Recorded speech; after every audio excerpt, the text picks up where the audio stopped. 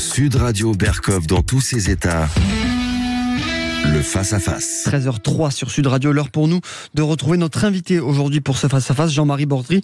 Vous recevez Elie Korchia, avocat et présidente du Consistoire central israélite de France. Bonjour. Et bienvenue à vous, Elie Korchia, sur Sud Radio. J'imagine que vous auriez voulu vous rendre sur Sud Radio dans d'autres circonstances. Malgré tout, ce à quoi nous assistons est absolument vertigineux, puisque en quelques jours, on a vu revenir des peintures d'étoiles de David sur une soixantaine, je le redis, de bâtiments dans le 14e arrondissement de Paris, des banques et des maisons. Ça a été aussi le cas à Aubervilliers, ça a été aussi le cas à Saint-Ouen. Alors, on va dire cette phrase éculée que nous avons tous entendue 12 000 fois au cours de notre vie à chacun. Ça nous rappelle les heures les plus sombres de notre histoire. Concrètement, c'est quand même ce que ça nous rappelle. Oui. Bien sûr, il n'y a pas d'autre mot. On pensait ne plus jamais avoir à subir de telles choses. On est en France, on est dans un des plus beaux pays du monde. Nous sommes français, nous sommes heureux de vivre en France et de ce que représente notre pays. Et on ne pouvait pas imaginer, 80 ans après la période de la Seconde Guerre mondiale, qu'on allait revivre à Paris, en région parisienne. Dans les rues que nous fréquentons, des immeubles où certaines ou certains vont venir lâchement taguer des étoiles de David pour essayer de disséminer ce virus, ce poison de l'antisémitisme.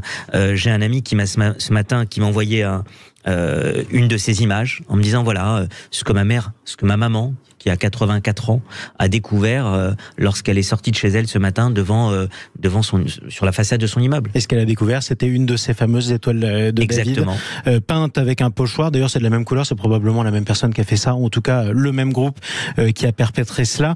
J'imagine et j'espère que cette dame a porté plainte. Oui, de toute façon, toutes les mesures sont en train d'être prises pour que les plaintes puissent être déposées. L'enquête est déjà en cours. Et effectivement, ça contribue, si vous voulez, à créer, avec d'autres choses, on va en parler évidemment ensemble, mais ça contribue à créer un climat qui n'est pas digne de notre République, des valeurs que l'on porte. Et j'espère bien que cela va s'arrêter, parce que jour après jour, on a des actes antisémites qui se démultiplient. Et en 3 semaines, je crois qu'on a dépassé ce que d'habitude on a en un an, et Exactement. C'était déjà beaucoup. Et on en est à plusieurs centaines d'interpellations, c'est assez vertigineux. Pour l'instant, la police arrive à suivre. Malgré tout, c'est malheureusement une course-poursuite. On a assisté en plus il y a quelques heures dans le RER en Île-de-France à une scène absolument effroyable, puisque une femme en voile intégral s'est mise à crier Allah Akbar. Elle a menacé des policiers qui ont ouvert le feu sur elle. Son pronostic vital est toujours engagé. On n'a pas retrouvé de ceinture d'explosifs sous son voile, mais concrètement, c'est clairement ce dont les policiers avaient peur. Tout le monde a un petit peu peur en ce moment, Elie Korchia. Bien sûr. Il faut pas oublier qu'il y a encore quelques jours, nous avons eu ce professeur, Dominique Bernard, qui se fait assassiner encore une fois par l'islamisme radical qui a frappé dans notre pays. Donc, il faut vraiment avoir conscience. Et là, ça n'avait strictement rien à voir avec ce qui se passe au Proche-Orient ou en Israël avec les attaques du Hamas. Mais on sait bien qu'aujourd'hui, il y a ce radicalisme qui peut frapper à tous les coins de rue. Et cette femme qui menaçait de se faire exploser dans une rame de métro avec les policiers qui sont face à elle et qui craignaient aussi pour leur vie, c'est quelque chose qui est particulièrement, qui rajoute à ce climat anxiogène particulier qu'on est en train de vivre. Et à ce climat de tension. Parlons de ceux que vous représentez. Je le rappelle, vous êtes le président du Consistoire central israélite de France. Pour tous ceux qui sont peu familiers avec l'organisation de la communauté et qui confondent un petit peu le CRIF, le Consistoire, le Grand Rabbin de France, votre organisation régit en fait l'organisation du culte dans tout le pays, les synagogues par exemple. C'est ça, elle a été créée en 1808, c'est la plus ancienne, la plus illustre institution juive dans la communauté, puisque Napoléon avait voulu régir le culte juif dès 1808 avec la création du consistoire, et nous fédérons donc à travers toutes les régions de France les synagogues, les communautés juives qui font vivre le judaïsme à travers la France, et qui est un modèle, je crois que ça avait été rappelé à de nombreuses reprises par les hommes politiques et les présidents de la République, qui est un modèle d'intégration totale. Ça n'a rien de communautariste, c'est une communauté totalement ancrée dans la communauté nationale, et je crois que c'est ce qu'on fait depuis plus de 215 ans. Et justement, cette communauté et ces synagogues, ces lieux de culte, aujourd'hui vivent presque tous sous protection. Oui, alors évidemment, pas toute la journée parce qu'il y a des moyens qui sont ceux de l'État, mais je veux remercier ici, à cette antenne avec vous aujourd'hui, le travail exceptionnel qui est réalisé par les forces de l'ordre, notamment sous l'impulsion du ministre de l'Intérieur et des services du ministère, parce que ce sont 10 000 policiers et gendarmes qui ont été mobilisés dès après le 7 octobre, parce que nous savions, dès lors qu'il y a eu ces attaques terroristes et cette guerre déclenchée en Israël par le mouvement terroriste Hamas, nous savions nécessairement qu'il y aurait des répercussions malheureusement sur notre sol, ici en France, pour des juifs français et les Français qui sont aujourd'hui en train malheureusement de payer avec cet antisionisme qui est finalement le nouveau visage, ou en tout cas un des nouveaux visages de l'antisémitisme très clairement, puisque tout ce qu'on voit aujourd'hui, ce n'est pas tellement de l'antisionisme, c'est avant tout la haine des Juifs et la haine, malheureusement, encore une fois, qui est manifestée par l'antisémitisme. Chose intéressante d'ailleurs, pendant des années, on nous a expliqué que l'antisionisme, c'était l'opposition à Israël, rien à voir avec le racisme visant les Juifs,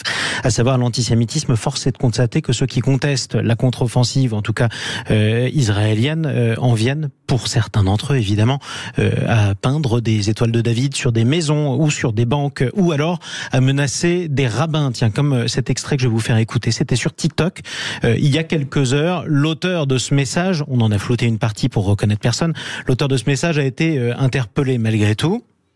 Bon, force toujours. Je vois que personne ne bouge, la Palestine. Je vois que l'ONU baisse les bras. Le peuple élu. Ok. Donc on va s'adresser au Rav. Salut. On a les adresses à Saint-Paul dans les immeubles, à Levallois, à Neuilly. Tu vois, on parle pas beaucoup. J'espère que t'as compris. Donc mets une pause avant que ça devienne très compliqué. Et la suite va être très compliquée. Nous, on a compris. En tout cas, nous, on a compris. Et la police aussi a compris, puisque l'homme a été interpellé. J'aimerais qu'on s'arrête aussi sur une petite mimique qu'a cet homme quand il parle du peuple élu, donc des Juifs, et qu'il a cette petite mimique où il fait le son de quelqu'un qui embrasse bruyamment. C'était un gimmick de Dieudonné dans ses sketchs, lorsqu'il parlait notamment de la Shoah, juste avant d'entonner la chanson Shoah Ananas, qui était une reprise de très mauvais goût de la chanson de Carlos. Voilà où on en est aujourd'hui. J'imagine que c'est pas un cas isolé, on voit ça sur nos réseaux sociaux. Bien sûr, et c'est effrayant. C'est effrayant, il faut que celles et ceux qui nous écoutent en ce moment comprennent que cette déferlante de propos, voire de menaces, et là c'était clairement des menaces, c'est pour ça que cette personne a été rapidement arrêté et mis en garde à vue, et les services de police ont été très très diligents à ce sujet. Il faut savoir que ce type de propos, c'est du quotidien aujourd'hui. Et que chaque jour qui passe, ce sont des actes comme cela antisémites. Je vais vous donner un chiffre. Il y a eu plus de 400 personnes qui ont été interpellées depuis le 7 octobre. C'est vertigineux. Il y a eu plus de 800 actes antisémites qui ont été recensés. Sur ces actes antisémites, plus de la moitié concernent des atteintes aux personnes. Quand je dis atteinte aux personnes, ce ne sont pas des tags, ce ne sont pas des graffitis, ce sont vraiment des insultes, des menaces, et certaines avec armes et des agressions. Donc c'est pour ça qu'il faut avoir une tolérance zéro en la matière, il faut déposer plainte à chaque fois, et il faut que ce genre d'individus qui n'ont pas sa place dans ce qui fait aujourd'hui les valeurs de notre pays et de notre République, eh bien il faut que ces individus à chaque fois soient poursuivis et soient condamnés. Et oui, à défaut en tout cas de décourager ces actes, autant qu'il y a un petit peu de dissuasion, c'est-à-dire qu'on voit ce qu'on risque quand on s'en prend à son compatriote, quelle que soit sa religion. On va parler justement du dialogue entre les différentes religions dans ce pays, le vivre ensemble, est-ce que ça existe encore? Restez avec nous, Élie Korchia, je rappelle que vous êtes avocat, président du consistoire central israélite de France. On se retrouve dans quelques instants sur Sud Radio. On se face à la remontée, face au retour de l'antisémitisme, ces étoiles de David taguées un peu partout dans le 14e arrondissement de Paris, mais aussi en Ile-de-France, en Seine-Saint-Denis, ces menaces reçues chaque jour par les lieux de culte israélites et non israéliens. On est en France.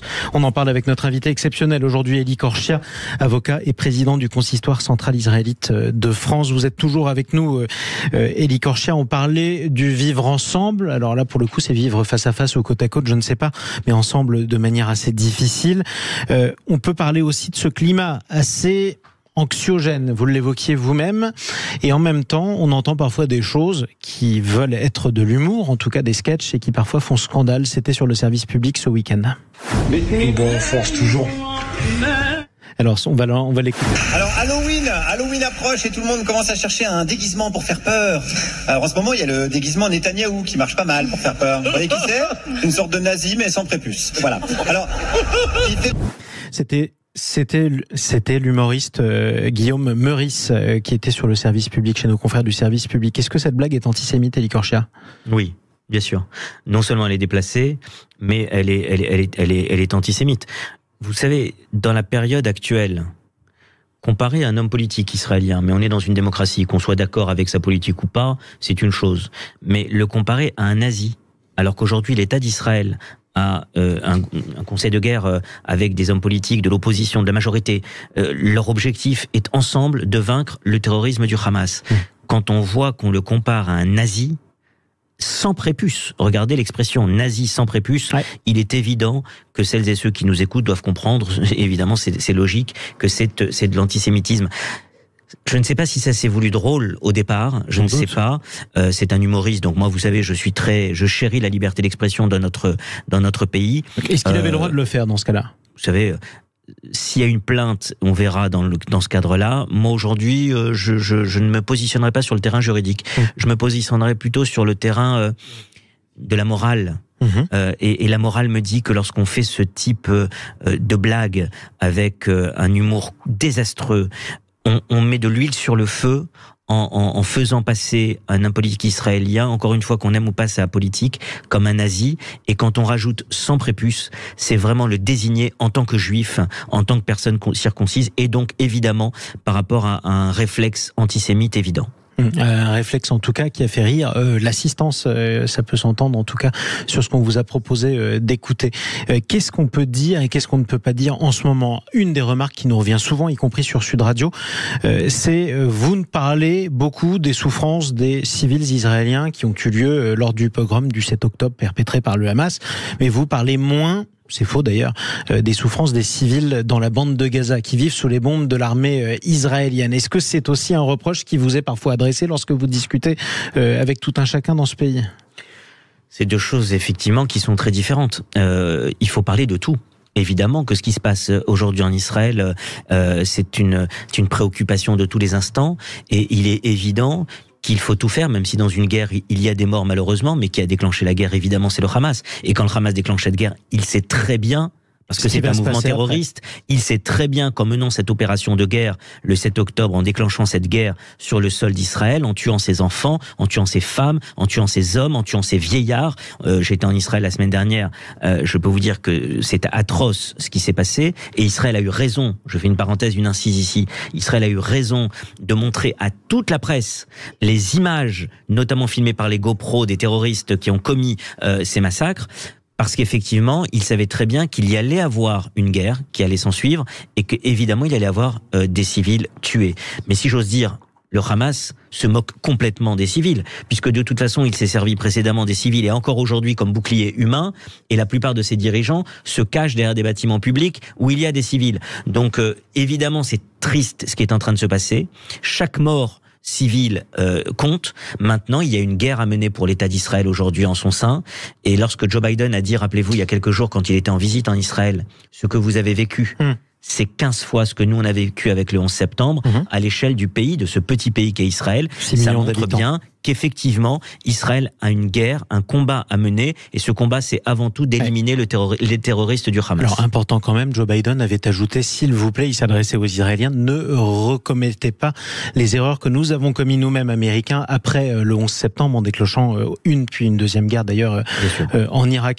Concrètement, on est dans une situation où le Hamas n'a probablement plus les moyens militaires d'opérer ce qu'il a opéré le 7 octobre sur le territoire israélien. Ça veut dire que les images de civils israéliens torturés, il n'y en aura plus. En revanche, pendant des semaines, parce que la guerre sera très longue, il y aura des images, quoi que vous fassiez, et quelles qu'en soient les raisons, de civils palestiniens qui mourront sous les bombes, qui iront des bébés en pleurs dans des ambulances, ou alors dans des hôpitaux, parfois, qui pourront recevoir des roquettes, quelle que soit la provenance.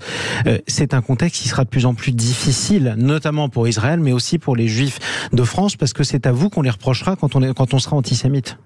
Oui, bien sûr. D'abord, il faut savoir une chose, c'est que par rapport à ce qui se passe aujourd'hui en Israël, vous parliez des moyens du Hamas, on a quand même des moyens énormes qui ont été déployés. 7000 roquettes qui ont été tirées depuis la bande de Gaza sur Israël. Ouais. 7000 roquettes, c'est une logistique. Alors on sait très bien, il y a l'Iran, il y a le Hezbollah, il y a d'autres soutiens derrière. Mais il faut savoir que la logistique de guerre qui a été cette fois-ci apportée au Hamas est sans précédent. Donc évidemment, Israël doit d'abord tout faire pour entrer dans la bande de Gaza et tenter de détruire les infrastructures pour ne pas que ça se reproduise. Il y a aujourd'hui un combat qui est mené parce que c'est la survie de l'État d'Israël, très clairement, qui est en jeu. Vous dites il y aura peut-être pas demain encore de nouveaux civils qui vont se faire massacrer en Israël. Il y en aura peut-être, mais parce il y aura pas cet octobre. L'armée aujourd'hui est complètement sur l'opération et, c'est ce que je vous ai ne dit. risque pas de se faire attaquer, évidemment. On parle de bataille de l'image. Voilà. Concrètement, aujourd'hui, le message selon lequel Israël joue sa survie, c'est un message qui est porté sincèrement. André Berkoff le disait sur place là-bas, mais ce message est inaudible pour beaucoup de Français aujourd'hui qui sont abreuvés d'images réelles de victimes civiles de ce conflit à Gaza. Il y a plus d'1 million de personnes, je crois, 1 400 000 personnes aujourd'hui qui, depuis le 7 octobre, à la demande d'ailleurs, puisque Israël envoie des messages quasiment quotidiennement dans la bande de Gaza pour demander à tous les civils de Gaza de partir de la zone de combat, de partir de Gaza City, où sont retranchés évidemment tous les leaders et les terroristes du Hamas, qu'ils partent vers le sud de la bande de Gaza, où là, évidemment, ils sont plus protégés. 1 400 000 personnes se sont déjà déplacées. Mais il faut être très clair. D'abord, le Hamas fait tout pour empêcher certaines personnes de partir.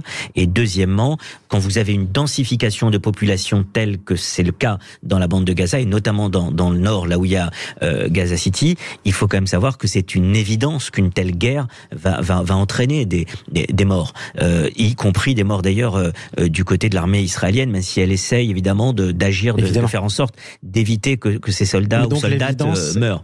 Donc évidemment, ça crée des difficultés. Et ce qui est terrible, moi ce que je regrette, il y a une guerre qui est menée là-bas.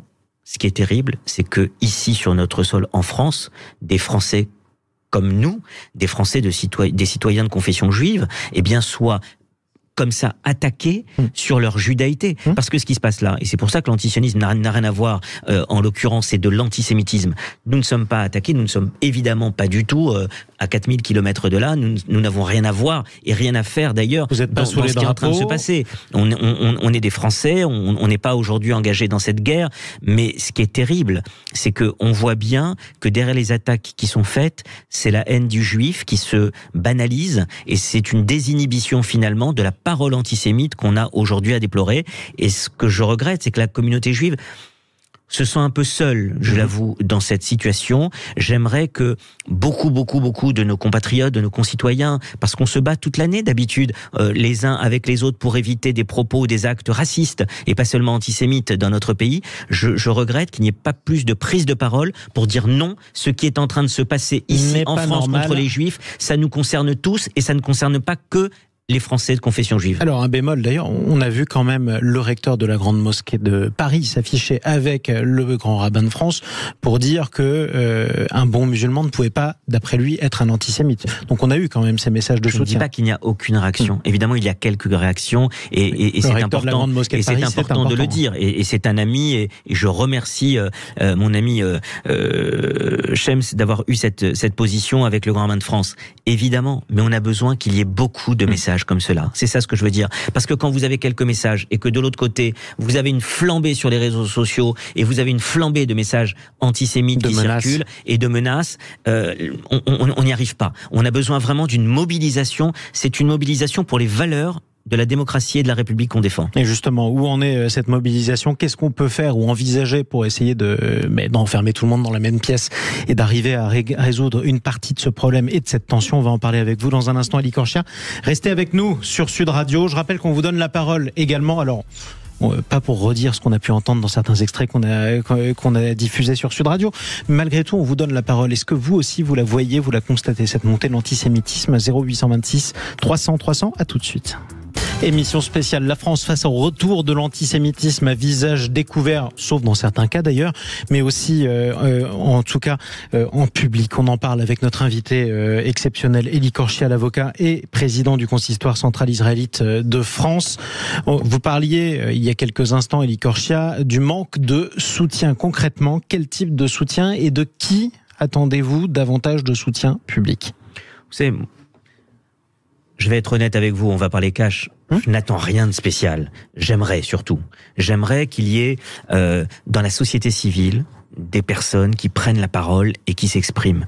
Lorsqu'on a eu des attentats dans notre pays, et j'ai accompagné plusieurs procès, des parties civiles à plusieurs procès, que ce soit Toulouse et Montauban, que ce soit 2015, Charlie Hebdo, la porte de Montrouge, l'Hypercacher, on a senti quand même dans notre pays qu'il y avait une véritable prise de position commune en disant ce n'est pas acceptable, notre combat, le combat de notre génération, c'est le combat contre l'islamisme radical, c'est le combat contre le terrorisme. On sentait qu'il y avait ça. Et là, il y a des terroristes qui n'ont pas fait un acte, qui ont déclenché une guerre sur le sol israélien, qui d'après moi dévoie d'ailleurs complètement la cause palestinienne, parce que ce que fait le Hamas, c'est une guerre terroriste sans précédent. Et on a l'impression que chez nous, en France, on essaye d'occulter ça pour ne taquer qu'Israël, et en même temps ici maintenant avec ses actes et ses agressions et ses propos antisémites. Et ce qui m'inquiète, c'est je ne sens pas dans la société civile, je le sens chez les politiques. Franchement, quasiment toute la classe politique a bien conscience du moment historique qu'on est en train de vivre, à part 3-4 cas très particuliers à l'extrême gauche dont on a déjà beaucoup parlé, c'est pas la peine que je revienne là-dessus par calcul électoraliste ou autre, mais ça je ne veux même pas en parler. Mais 95 ou 98% de la classe politique a tenu des propos très forts. Ce qui m'inquiète, c'est qu'on ne sent pas dans la société civile des personnes qui prennent la parole et qui disent ce qui se passe là-bas c'est inacceptable parce que le terrorisme, il faut le condamner, que ce soit Daesh, Al-Qaïda ou le Hamas, je vois pas la différence, il faut condamner les trois. Et d'un autre côté, ici en France, je ne vois pas assez de personnes qui disent mais ça suffit. Les Français de confession juive qui sont dans notre pays, laissons-les tranquilles, laissons-les vivre tranquillement. Et 80 ans après la Shoah, on va pas recommencer avec des étoiles dessinées ou graffées sur les immeubles et prendre à part une personne parce qu'elle est de confession juive dans la rue pour l'agresser. Et ça, on l'entend pas suffisamment. On peut rappeler d'ailleurs que l'armée israélienne s'est sentie obligée de convoquer les journalistes pour leur montrer les images des atrocités commises le 7 octobre parce que précisément des gens n'arrivent pas à imaginer que les Juifs aient pu être victimes en Israël de Palestiniens. C'est ça concrètement. Et c'est même pire que ça. C'est-à-dire que non seulement ils n'imaginent pas, mais on avait commencé déjà à voir des propos révisionnistes dans les jours qui ont suivi en disant mais finalement, est-ce que c'est vrai que les terroristes ont éventré des femmes enceintes, les tuant en enlevant leur fœtus avant? Est-ce que c'est vrai qu'il y a eu des décapités? Est-ce que c'est vrai qu'il y a eu des personnes âgées qui ont été tuées, assassinées violemment? Quand on entendait des choses pareilles, ça faisait froid dans le dos. Donc que l'armée israélienne, qui avait les images, GoPro, c'est très dur de savoir est-ce qu'on doit communiquer ou pas. Mais à un moment donné, je crois qu'Israël a eu raison de faire voir à tous ces journalistes les images filmées par les terroristes eux-mêmes pour leur dire voilà les images, regardez-les et maintenant c'est votre devoir d'informer et de dire la vérité. Vous avez vu sans le montrer. Et sauf que les journalistes sont pas forcément davantage crus d'ailleurs que certains porte-parole. Par conséquent, ceux qui auront décidé de ne pas croire ce qui s'est passé refuseront de le croire. On se retrouve donc dans une situation particulièrement compliquée dans laquelle vous vous sentez seul, c'est ce que vous dites, et dans laquelle les Juifs de France se sentent seuls. Est-ce qu'il y en a qui veulent partir? Pour le moment, non. Parce que soyons très clairs, le climat est très anxiogène, mais on continue à croire aux valeurs qui sont les nôtres. Nous sommes en France, nous voulons continuer à vivre dans notre pays comme nous devons le faire, et on ne va pas baisser les bras, et on ne veut pas tomber dans le jeu de celles et ceux qui veulent distiller à la fois la terreur ou l'antisémitisme sur notre sol. Maintenant, il faut être lucide. On sait très bien que la période est extrêmement angoissante. On sait très bien que pour les Juifs de France aujourd'hui, et je peux vous le dire puisque je suis au contact, comme vous l'avez dit, de toutes les communautés juives à travers la France, je peux vous dire que lorsqu'on se lève le matin, c'est la radio, ce sont ensuite les émissions de télévision, ce sont les nouvelles, ce sont les WhatsApp qui arrivent où on voit tel événement, telle agression, tel acte antisémite. Et effectivement, le climat est extrêmement lourd.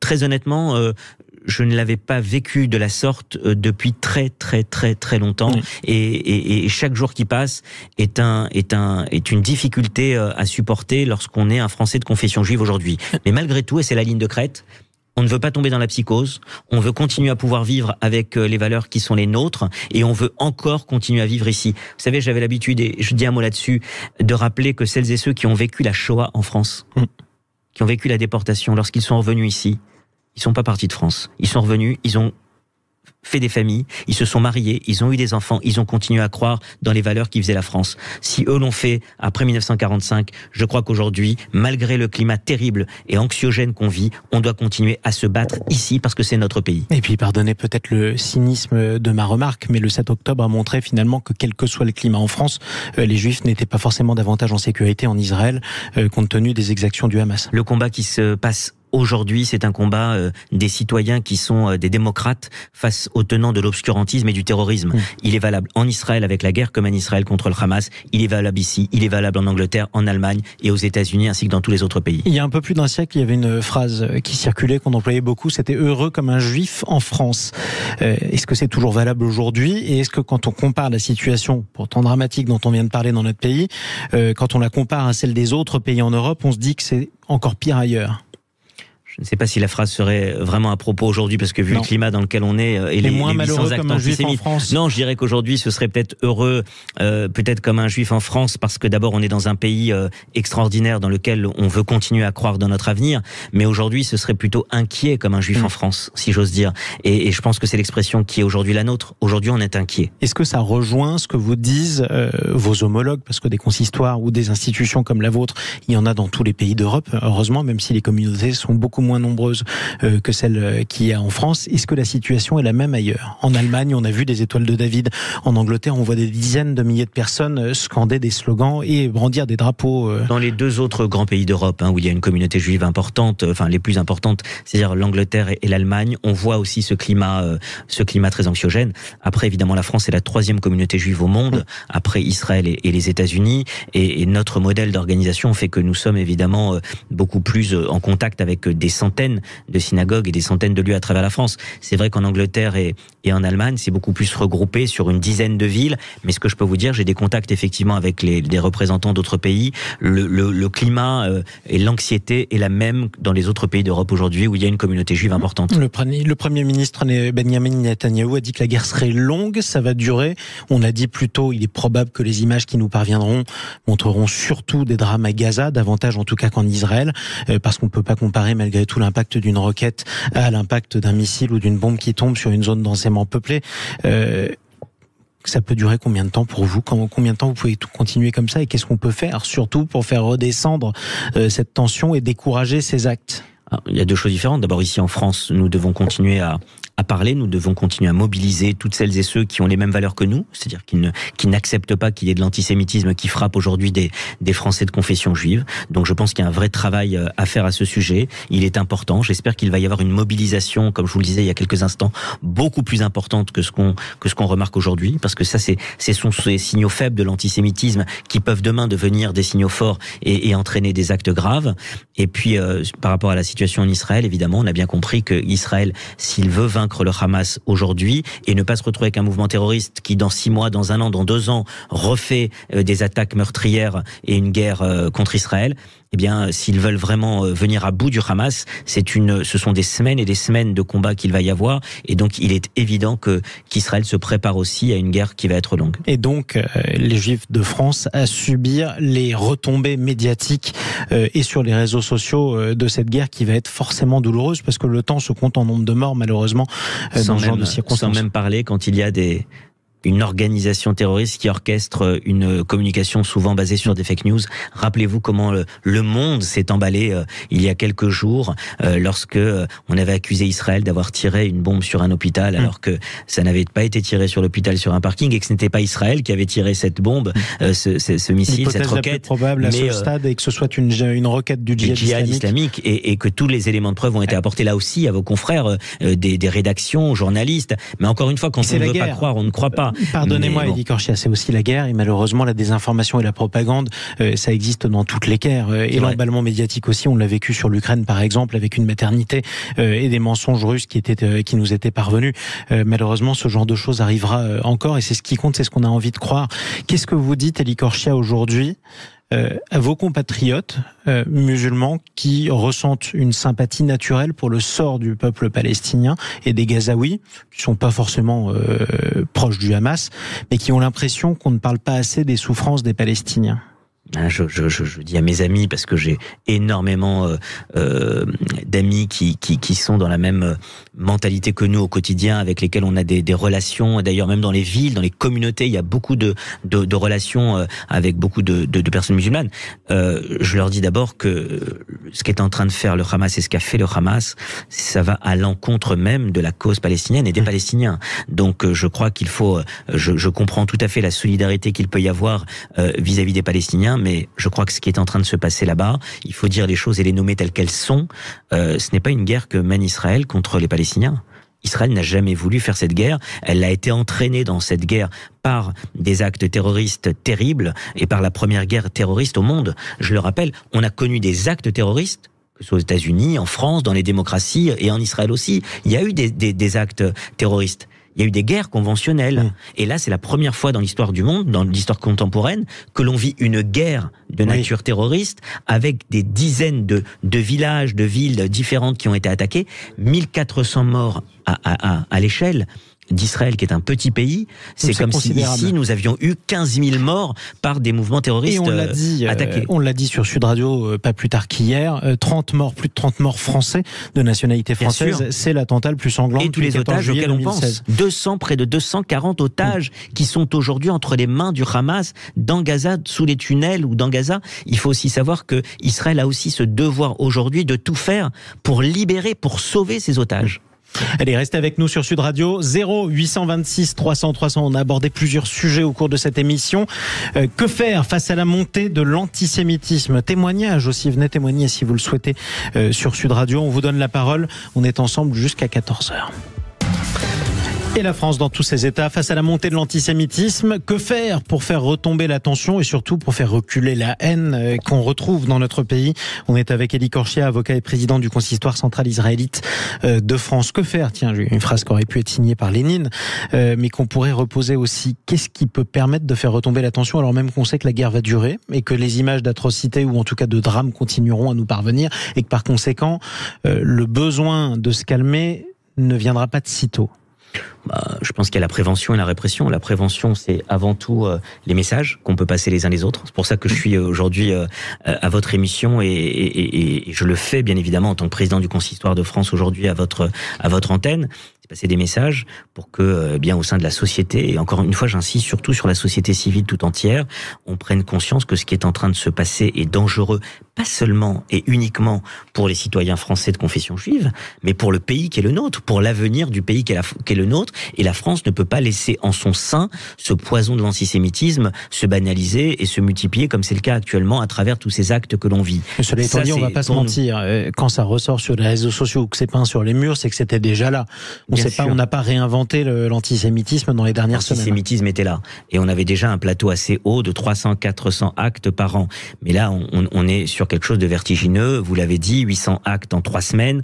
Je veux dire, surtout si les opérations de la guerre contre le Hamas en Israël continuent, il ne faudrait quand même pas que des Français de confession juive vivent ce qu'on est en train de vivre pendant cette période-là aussi longue. Et je pense que c'est pour ça qu'il faut vraiment que les choses soient dites et que ce soit un combat qui ne soit pas que le combat des Juifs de France, celui contre l'antisémitisme. Mais sauf qu'on en est là aujourd'hui à faire la météo de l'antisémitisme en comptant le nombre d'actes et le nombre d'interpellations. Est-ce qu'on peut faire davantage dans la répression ou pas? Parce que globalement, aujourd'hui, quand vous en prenez à un juif, vous savez ce que vous risquez, vous êtes arrêté assez vite, heureusement, et votre condamnation ne tarde pas. Quand je parlais de la prévention et de la répression, c'est le deuxième axe, effectivement. Cet axe-là, j'allais dire, il est à la hauteur pour moi, en tout cas des enjeux, parce que le ministère de l'Intérieur a déployé beaucoup de policiers et de gendarmes.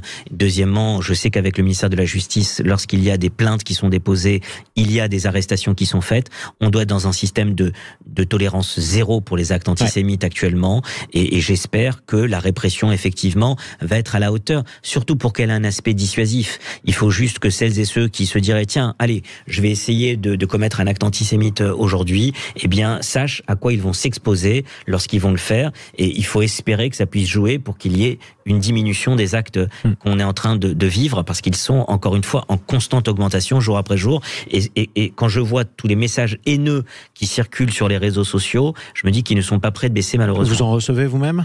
Oui. Vous vivez sous protection, d'ailleurs, comme tout représentant et beaucoup de représentants de la communauté aujourd'hui. Pas beaucoup de représentants, mais effectivement, les principaux représentants de la communauté juive dans notre pays, les principaux responsables sont sous protection. Alors, je vais vous demander, je sais que c'est toujours désagréable, mais c'est important aussi de mettre des mots sur ce qu'on suggère. Quel type de message vous recevez ? Écoutez, je vais vous donner un exemple tout simple. J'étais hier en Lorraine pour une cérémonie très émouvante sur la mémoire de la Seconde Guerre mondiale dans ce qui fut l'ancien camp de concentration de Thiel en Lorraine. Et j'étais là-bas avec la ministre des anciens combattants et de la mémoire, Patricia Miralles, et avec la présidente de l'Assemblée nationale, Yael Braun-Pivet, et évidemment beaucoup d'élus, députés, sénateurs, sénatrices et le maire de la ville, donc localement. Et nous avons fait une cérémonie sur la mémoire, donc sur la Shoah, pour rappeler les 800 juifs déportés qui avaient été dans ce camp de concentration, dont d'ailleurs certains survivants sont aujourd'hui rescapés et parmi nous. J'ai mis un post sur Twitter sur cette cérémonie en disant qu'elle avait été très digne et que ça avait été une cérémonie mémorielle qui restera dans les mémoires. Et j'ai reçu sur Twitter un message menaçant en disant il faut tuer, il faut assassiner le terroriste qu'il faut assassiner. On était sans aucun rapport avec le sujet de la guerre contre le Hamas. On était en France, en Lorraine, sur une cérémonie de la mémoire de la Shoah. Et il y a eu un message notamment d'une personne qui a posté un message en disant il faut liquider ce terroriste ou une phrase comme ça. Donc évidemment quand il y a ça, de terroriste. Bien sûr, qu'il fallait abattre. Donc évidemment vous voyez bien où on en est arrivé. Ouais. Et dans ces cas-là, il y a évidemment des signalements qui sont faits. Vous avez porté plainte ? C'est tout récent, mais évidemment, il y aura plainte déposée et évidemment, il y aura un signalement qui a d'ores et déjà été fait et qui sera fait. Et juste avant d'accueillir Pierre au 0826 300 300, est-ce que vous appelez, c'est important, parce que à force de s'habituer à recevoir des menaces ou des insultes, on finit par ne pas en tenir compte. Est-ce que vous appelez tous ceux qui en reçoivent à porter systématiquement plainte, à faire comme la jeune Mila, par exemple, qui les traîne tous un par un aux tribunaux, même quand ils sont des milliers à se défouler sur elle sur les réseaux ? Tout à fait. C'est très important. Il ne faut pas s'habituer et il ne faut pas laisser les personnes qui reçoivent, que ce soit des menaces, que ce soit des insultes ou qui subissent évidemment des actes antisémites, il faut déposer plainte à chaque fois. Je vais vous rappeler une petite phrase de Peggy. Peggy disait « Il y a pire que les âmes perverses, il y a les âmes habituées ». Il ne faut pas s'habituer au pire, il ne faut pas s'habituer à la haine et il ne faut pas s'habituer aux menaces et aux insultes antisémites. Et on s'habituera jamais sur Sud Radio. Restez avec nous, Élie Korchia. 0826 300 300, Esteban. Oui, on accueille Pierre qui voulait poser une question à Élie Korchia aujourd'hui. Bonjour Pierre de Toulouse. Et bienvenue. Oui, bonjour, merci de m'accueillir sur l'antenne. Alors, pas de question en fait, plutôt une réaction par rapport à ce que je viens d'entendre. Effectivement, je suis, j'habite Toulouse, je suis d'origine catholique et de religion, de religion catholique, pas forcément pratiquant, mais en tout cas catholique. Et moi, je ne peux que souscrire à ce que je viens d'entendre. Je suis très choqué, objectivement, de ce qui se passe actuellement pour les Juifs en Israël, mais aussi pour les Juifs de France. Je trouve globalement que tout ça, c'est pas encore à la hauteur. Enfin, qu'on a un manque de compréhension de ce qui est en train de se passer, nous en France, et que ces Juifs qui sont attaqués à la fois en Israël, mais aussi en France, avec ces actes odieux d'antisémitisme qu'on est en train d'observer, je trouve que, voilà, moi c'est ma position de père de famille, de catholique, je trouve que, voilà, je me mets à la place de mes confrères, de mes amis juifs, de Français d'origine juive. Je les comprends, je sais qu'ils attendent rien, mais j'ai envie déjà de leur exprimer mon soutien le plus confraternel. Je pense que c'est important qu'ils l'entendent. Il ne faut pas s'habituer à ce qu'on est en train de vivre. Je pense que nos amis juifs sont attaqués, mais derrière, c'est aussi tout notre modèle de civilisation qui est attaqué par ces islamistes. Et moi, je déplore vraiment, et je constate que aujourd'hui, quand on parle du conflit israélo-palestinien, on renvoie toujours l'Israël à ce problème de son gouvernement, et que ces Palestiniens se retrouvent quelque part pris en otage. Mais avant tout, moi, ce que je vois, c'est qu'ils sont pris en otage par le Hamas. Ce que je vois, c'est que Israël est tout à fait en accord avec nous, ce qu'on estime de notre civilisation, c'est-à-dire une démocratie. Et moi, j'ai vraiment envie de dire à tout le monde de se réveiller. Il se passe quelque chose de terrible. Je pense que effectivement, je comprends mes amis juifs, mes amis français d'origine israélienne. Il faut comprendre que là, il se passe quelque chose d'important. et que derrière il y a des choses, des forces qui se mettent en place et qu'il faut les entendre. Et c'est pour ça qu'on y a c'est pour ça qu'on y a consacré une émission sur Sud Radio. Restez en ligne, Pierre. Tout à fait. Après tout, Élie Korchia demandait des soutiens. Vous en avez eu tout de suite sur Sud Radio? Ça fait plaisir d'entendre des propos comme cela, parce que c'est vrai que c'est touchant. Il faut que des propos comme ça se manifestent. Beaucoup. On en a besoin.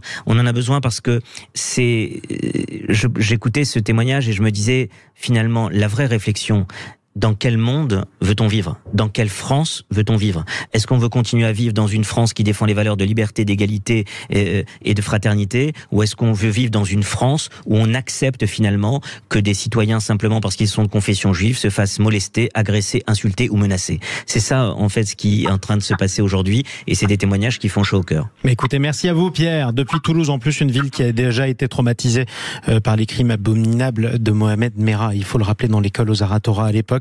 Merci Élie Korchia, avocat, président du Consistoire central israélite de France, d'être venu sur Sud Radio. L'émission n'est pas complètement terminée, mais on parlait d'un autre sujet, rien à voir au début, mais qui est important pour beaucoup de nos auditeurs. C'est Daniel, je crois, qui en parle, Esteban. Oui, Daniel, qui est en Avignon et qui nous appelle. Il voulait parler des petites et moyennes entreprises. Bonjour Daniel. C'était le sujet d'ouverture.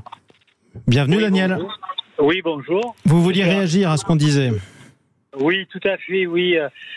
Effectivement, nous, les artisans, on était sur le sujet de la rénovation énergétique. Oui. Et la complexité pour nous de pouvoir accéder à ce marché. Parce qu'aujourd'hui, en fait, il faut se rendre compte d'une chose, c'est que nous, les artisans, on n'a pas le temps. On n'a pas le temps. Aujourd'hui, ne serait-ce que faire un devis à un client nous prend déjà du temps et il nous est pas rémunéré. Il faut bien comprendre ça. Et ça, c'est un besoin qu'on a. On ne peut pas faire autrement parce que ça fonctionne comme ça depuis tout temps. Et quand vous passez une demi-heure à aller chez un client, une demi-heure retour, une heure pour faire les plans, la rédaction du devis, tout ça, tout ce temps n'est pas rémunéré. On le prend sur nos temps personnels et c'est pour ça que des fois, on se retrouve le samedi à faire des devis, le dimanche, on fait déjà beaucoup d'heures. Et donc, vous laissez passer des chantiers, c'est ce que vous disiez. C'est quoi votre métier précisément, Daniel, en un mot? Alors, moi, je suis couvreur zingueur de métier. Ouais.